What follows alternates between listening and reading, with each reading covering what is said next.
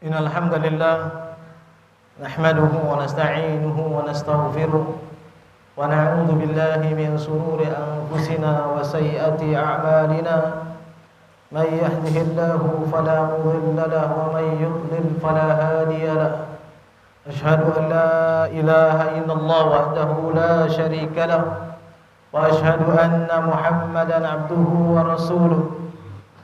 يا أيها الذين آمنوا اتقوا الله حق تقاته ولا تموتن إلا وأنتم مسلمون.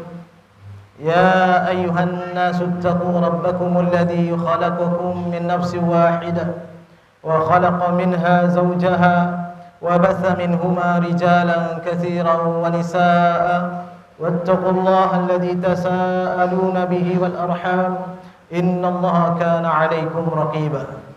يا أيها الذين آمنوا اتقوا الله وقولوا قولا سديدا يصلح لكم أعمالكم ويغفر لكم ذنوبكم ومن يطع الله ورسوله فقد فاز فوزا عظيما. أما بعد فإن أصدق الحديث كتاب الله وخير الهدى هدى محمد صلى الله عليه وسلم وشر الأمور محدثاتها فإن كل محدثة بدعة وكل بدعة ضلالة وكل ضلالة في النار. Ma'asyiral muslimin rahimani wa rahimakumullah. Jamaah salat Jumat yang dimuliakan oleh Allah tabaraka wa taala. Allah Subhanahu wa taala memberikan kepada manusia berbagai macam bentuk syariat. Itu semuanya adalah untuk kemaslahatan manusia itu sendiri. Bahwa tidak ada satupun perintah yang Allah Subhanahu wa taala perintahkan kecuali di dalamnya ada kemaslahatan, dan tidak ada satupun larangan yang Allah Subhanahu wa taala larang manusia darinya kecuali di situ ada kemudaratan. Maka jamaah yang dimuliakan oleh Allah Subhanahu wa taala, sikap kita terhadap perintah Allah Subhanahu wa taala adalah untuk kita bertakwa kepada Allah Subhanahu wa taala sesuai dengan kemampuan kita. Sebagaimana Allah Subhanahu wa taala berfirman, "Fattaqullaha mastata'tum." Bertakwalah kalian kepada Allah Subhanahu wa taala sesuai dengan kemampuan kalian. Adapun berkaitan dengan larangan-larangan Allah Subhanahu wa taala, kewajiban bagi kita adalah untuk berhenti secara total darinya, agar kita tidak melakukan berbagai macam bentuk pelarangan atau pelanggaran yang sudah Allah Subhanahu wa taala perintahkan kepada kita untuk meninggalkannya. Maka jamaah dimuliakan oleh Allah Subhanahu wa taala, Rasul kita Muhammad sallallahu alaihi wa ala alihi wasallam, beliau bersabda, "Wa ma amartukum bihi," dan apapun yang diperintahkan kepada kalian maka hendaknya kalian melakukannya, yaitu sesuai dengan kemampuan kalian. Dan apapun wa manahakum anhu, dan apapun yang kalian dilarang darinya, maka fantahu, maka tinggalkan seluruhnya. Maka jamaah dimuliakan oleh Allah Subhanahu wa taala, kita sebentar lagi akan masuk kepada bulan Dzulhijjah, dan insyaallah taala di dalam bulan Dzulhijjah tersebut ada waktu-waktu dan hari-hari yang Allah Subhanahu wa taala muliakan. Allah Subhanahu wa taala jadikan itu waktu-waktu terbaik bagi kita untuk beramal, bagi kita untuk melakukan amal saleh. Yang mana Nabi sallallahu alaihi wa ala alihi wasallam bersabda, "Ma min ayyamin al-'amalus salih afdalu min hadhihi al-ayyam." Atau di dalam riwayat yang lain, "Ma min ayyamin al-a'malu salih ahabbu ila Allah min hadhihi al-ayyam," yaitu ayyamul 'ashr. Tidak ada satupun amalan-amalan yang dilakukan oleh seorang hamba itu yang lebih dicintai oleh Allah Subhanahu wa taala dibandingkan mereka melakukan amalan-amalan saleh di 10 hari di awal bulan Dzulhijjah. Yaitu para sahabat bertanya, "Wala jihadu fi sabilillah?" Maka Nabi sallallahu alaihi wasallam mengatakan, "Wala jihadu fi sabilillah." Dan termasuk juga jihad di jalan Allah Subhanahu wa taala. Dan Nabi sallallahu alaihi wasallam beliau mengatakan illa man kharaja min baitihi, kecuali orang-orang yang keluar dari rumahnya bi nafsihi wa bi mali, dengan dirinya dan demikian juga dengan hartanya, walam yarji bi syai'in ba'da dzalik, kama qala Nabi sallallahu alaihi wasallam, dan mereka tidak kembali dengan sesuatu apapun setelah itu. Maka kita diperintahkan untuk memperbanyak amal saleh, terutama syariat yang agung yang Allah Subhanahu wa taala perintahkan di bulan Dzulhijjah tersebut. Bagi mereka yang memiliki kemampuan, maka mereka wajib untuk menunaikan haji, karena itu merupakan rukun Islam yang kelima yang Allah Subhanahu wa taala perintahkan. Yang Nabi sallallahu alaihi wasallam menyebutkan wal hajjul baitillahil haram man istata'a ilaihi sabila, yaitu berhaji ke Baitullah Haram, yaitu ke Makkah, ke Ka'bah, yang mana mereka apabila memiliki kemampuan untuk melaksanakan haji tersebut, memiliki kemampuan harta, memiliki kemampuan fisik, maka kewajiban bagi mereka untuk pergi melakukan safar berhaji ke Baitullahil Haram. Dan kita mengetahui bahawa Nabi sallallahu alaihi wasallam beliau telah menyebutkan di dalam hadis yang sangat banyak, dan demikian juga telah menyebutkan keutamaan. Maka bagi orang-orang yang melaksanakan hajinya dengan tujuannya adalah untuk Allah Subhanahu wa taala, yang dia untuk beribadah kepada Allah, maka tidak ada bagian baginya kecuali surga Allah Subhanahu wa taala. Al-hajjul mabrur laisa lahu illa al-jannah. Orang-orang yang berhaji dan haji mabrur tersebut, maka tidak ada bagiannya kecuali Allah balasi mereka dengan surga. Akan tetapi bagi orang-orang yang mereka tidak memiliki kemampuan untuk berhaji, apakah mereka tinggal dari amalan-amalan? Tidak. Ada amalan-amalan yang Allah Subhanahu wa taala perintahkan, dan juga ada amalan-amalan yang sudah disunnahkan oleh Nabi sallallahu alaihi wasallam. Maka Nabi sallallahu alaihi wasallam menyebutkan di antara amalan yang Allah Subhanahu wa taala perintahkan di dalam bulan Dzulhijjah, dan ini juga dilakukan oleh Nabi sallallahu alaihi wasallam dan para sahabat radhiyallahu anhum, yaitu al-udhiyah, yaitu berkurban. Dan ini merupakan salah satu ibadah yang sangat utama di bulan Dzulhijjah tersebut. Dan Nabi kita Muhammad sallallahu alaihi wasallam menyebutkan tentang hukum kurban tersebut. Nabi sallallahu menyebutkan man kana lahu sa'a wa lam yudhi falam yuqarribunna musallana. Barang siapa yang mereka memiliki kemampuan, kelapangan harta, lalu mereka tidak mau berkurban, maka tidak ada atau janganlah kalian yaitu mendekati tempat solat kami. Dan ini bentuk kebencian ataupun larangan serta ancaman yang diberikan oleh Nabi sallallahu alaihi wasallam kepada orang yang memiliki kemampuan akan tapi mereka tidak mau berkurban. Dan inilah keadaan manusia pada hari ini. Kebanyakan di antara mereka untuk kebutuhan-kebutuhan duniawi mereka berusaha dengan sekuat tenaganya. Akan tetapi apabila itu adalah tuntutan syariat Allah, maka mereka pun bernegosiasi dengan Allah Subhanahu wa taala dan mencari hilah, bahkan mencari jalan agar tidak mau untuk melaksanakan syariat Allah Subhanahu wa taala. Ini keadaan kebanyakan orang pada zaman ini untuk kepentingan duniawi mereka, maka mereka pun berletih, berlelah mengeluarkan harta mereka, akan tapi untuk akhirat maka mereka pun hitung-hitungan dengan Allah Subhanahu wa taala. Sedangkan yang mereka dapatkan, yang mereka terima dari Allah Subhanahu wa taala sangatlah banyak.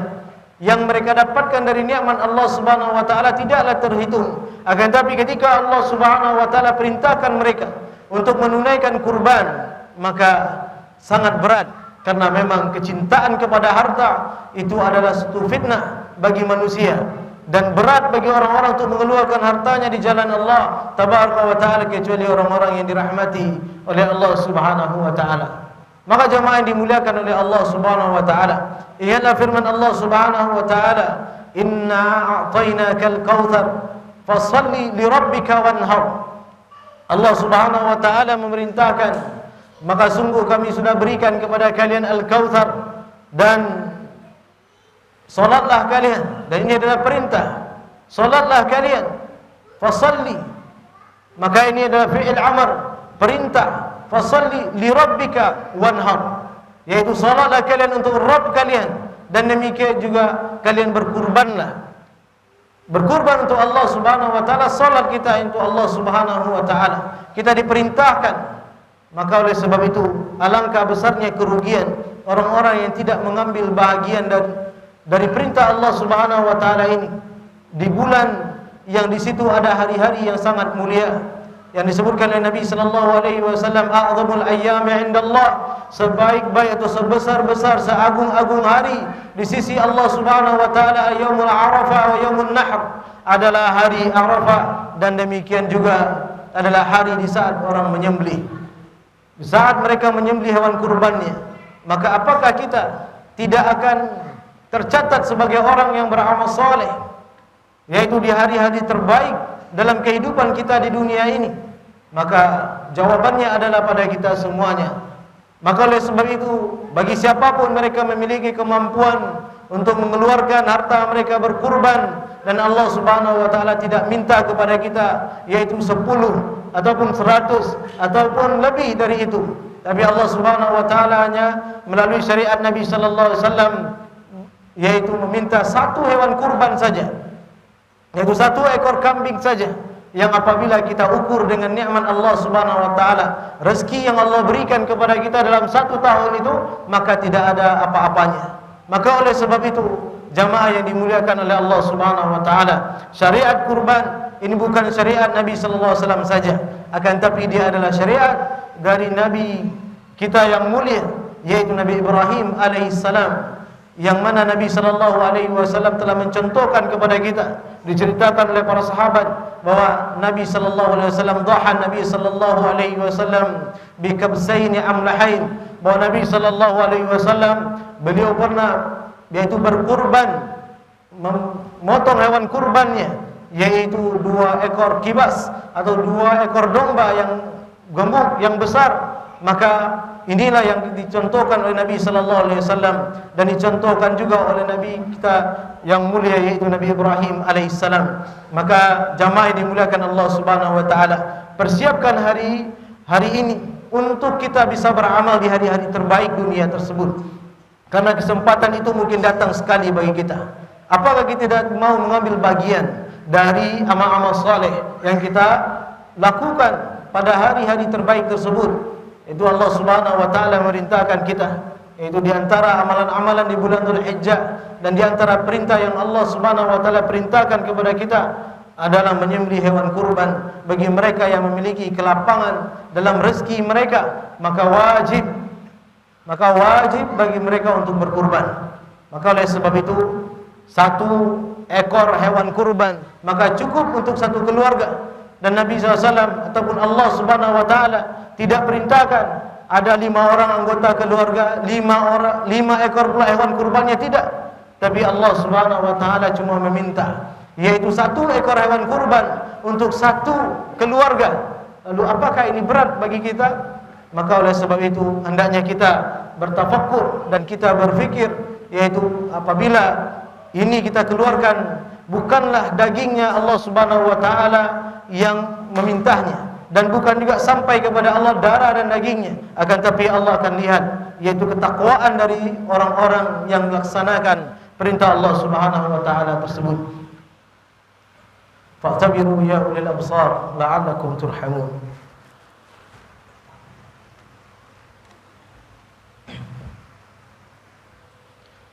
Alhamdulillahi rabbil alamin, wal 'aqibatu lil muttaqin, wala 'udwana illa 'alal zalimin.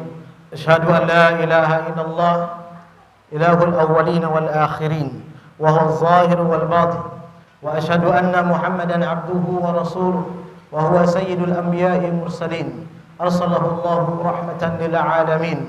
Shalawatu rabbih wa salamuhu alaihi wa ala alihi at-tahirin wa ashabihi ajma'in, wa man sara ala nahji ila yaumiddin.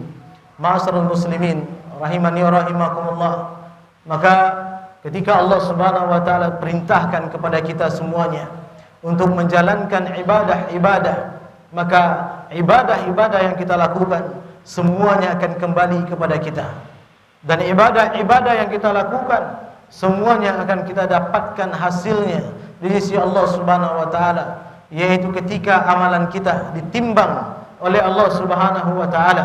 Ketika kita dikumpulkan oleh Allah Subhanahu wa taala di mahsyar, kemudian Allah Subhanahu wa taala datangkan waktu untuk kita dihisab oleh Allah Subhanahu wa taala, dan Allah Subhanahu wa taala pun ketika itu akan memberikan kepada kita catatan-catatan amal kita, dan Allah Subhanahu wa taala akan biarkan kita yaitu untuk membaca catatan-catatan amal kita. Maka ketika kita membaca lembaran-lembaran amalan kita, kita berharap Allah Subhanahu wa taala penuhi amalan-amal, catatan-catatan amal kita dengan kebaikan-kebaikan. Dan itu semuanya adalah apa yang kita lakukan dalam kehidupan dunia. Karena ketika di dalam kehidupan dunia itu ada waktu untuk kita beramal. Adapun di kehidupan akhirat, maka itu adalah waktu untuk kita dibalasi. Maka pada hari ini selagi kita bisa beramal, selagi Allah masih titipkan kepada kita sebahagian rezeki, ketika Allah Subhanahu wa taala masih lapangkan kita untuk bisa beramal, maka kesempatan kita untuk bersegera beramal, merencanakan amal saleh kita, berniat agar kita untuk bisa beribadah kepada Allah Subhanahu wa taala, dan tentunya dengan mengikhlaskan ketaatan kepada Allah Subhanahu wa taala. Innas salati wa nusuki wa mahyaya wa mamati lillahi rabbil alamin. Yang mana Allah Subhanahu wa taala yaitu berfirman menceritakan tentang bagaimana keadaan seorang muslim ketika dia beribadah kepada Allah, maka hendaknya salatku, sembelihanku, ibadahku, hidupku, matiku hanya untuk Allah Subhanahu wa taala. Maka siapapun yang dia beramal, apakah dia melakukan haji di Baitullah Al-Haram, apakah dia melaksanakan ibadah kurban, yaitu bagi dia yang tidak mampu untuk pergi haji, akan tapi dia memiliki kemampuan untuk berkurban, maka hendaknya dia mengikhlaskan ketaatan kepada Allah. Karena Allah Subhanahu wa taala tidak akan menerima satupun amalan kecuali dari orang-orang yang bertakwa. Innama yataqabbalallahu minal muttaqin. Sesungguhnya Allah Subhanahu wa taala hanya menerima amalan dari orang-orang yang bertakwa kepada Allah Subhanahu wa taala. Dan di antara bentuk ketakwaan dalam kita beramal adalah ikhlas kepada Allah dan ittiba kepada Nabi sallallahu alaihi wa ala alihi wasallam. Innallaha wa malaikatahu yusholluna 'alan nabi ya ayyuhallazina amanu shallu 'alaihi wa sallimu taslima. Allahumma shalli 'ala Muhammadin wa 'ala ali Muhammad kama shallaita 'ala Ibrahim wa 'ala ali Ibrahim innaka Hamidum Majid. Wa barik 'ala Muhammad wa 'ala ali Muhammad kama barakta 'ala Ibrahim wa 'ala ali Ibrahim innaka Hamidum Majid. Allahumma ighfir lil muslimina wal muslimat wal mu'minina wal mu'minat al ahya'i wal amwat. Rabbana zalamna anfusana wa illam taghfir lana wa tarhamna latakunanna minal khasirin. Allahumma arinal haqqa haqqan warzuqna ittiba'ah wa arinal batila batilan warzuqna ijtinabah. Allahumma aslih lana sya'nana kullahu wa la takilna ila anfusina tarfata 'ain. Allahumma aslih ulata umurana. Allahumma aslih ahwalal muslimin ya arhamar rahimin. Rabbana atina min ladunka rahmah wa hayyi' lana min amrina rashada. Allahumma inna nas'aluka al-huda wat-tuqa wal 'afafa wal ghina. Rabbana atina fid dunya hasanah wa fil akhirati hasanah wa qina adzaban nar. Wa sallallahu ala nabiyyina Muhammadin wa ala alihi wa sahbihi wa sallam. Wa akhiru da'wana alhamdulillahi rabbil alamin. Wassalam.